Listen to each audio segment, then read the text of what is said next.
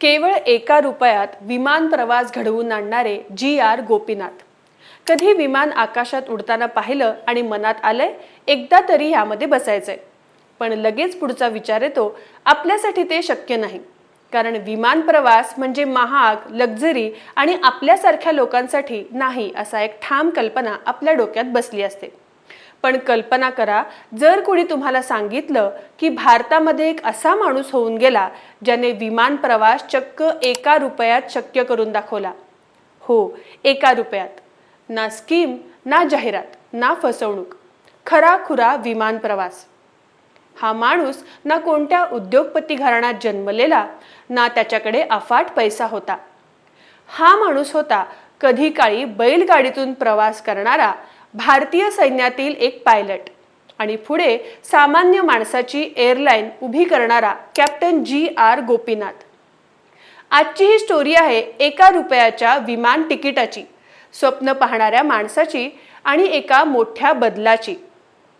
G.R.. Gopinath पूर्ण नाव गोरूर रामास्वामी अय्यंगार गोपीनाथ. जन्म 13 November 1951 कर्नाटकातील गोरूर नावाच्या छोट्याशा गावात.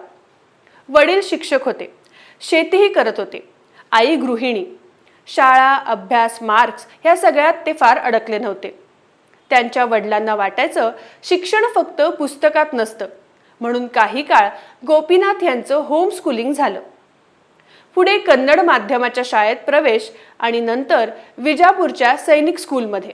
इथूनच त्यांच्या आयुष्याला एक वेगळं वळण मिळालं. नॅशनल डिफेन्स अकॅडमी, भारतीय सैन्य, 8 वर्षाची सेवा, 1971-72चं बांगलादेश युद्ध. सगळं स्थिर होतं, सुरक्षित होतं.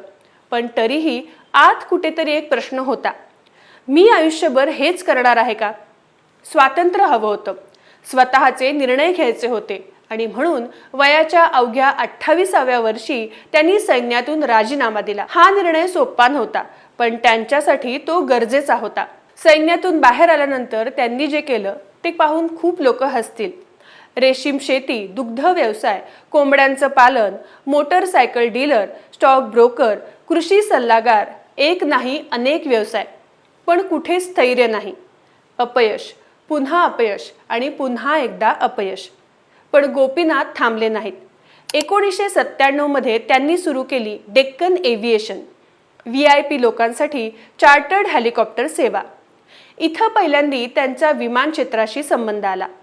पैसा येत होता, काम चालू होतं, पण त्यांना एक गोष्ट सतत बोचत होती. भारतामध्ये विमान म्हणजे फक्त श्रीमंतांसाठीच का? 2003 साल. एक धाडसी निर्णय. Air Deccan low cost airline, no frills airline. म्हणजे जेवण नाही, लक्झरी नाही, फक्त सुरक्षित प्रवास. 23 ऑगस्ट 2003 मध्ये पहिली फ्लाईट बेंगळुरू ते हुबळी. तिकीट इतकं स्वस्त की लोकांना विश्वासच बसत नव्हता. आणि हो, काही वेळा तिकीट फक्त 1 रुपया. जे कधी स्टेशनवर झोपायचे ते विमानात बसू लागले. जे कधी विमान बघायलाही घाबरायचे ते ढगांवरून उडू लागले. 30 लाखाहून अधिक लोकांनी पहिल्यांदाच विमान प्रवास केला.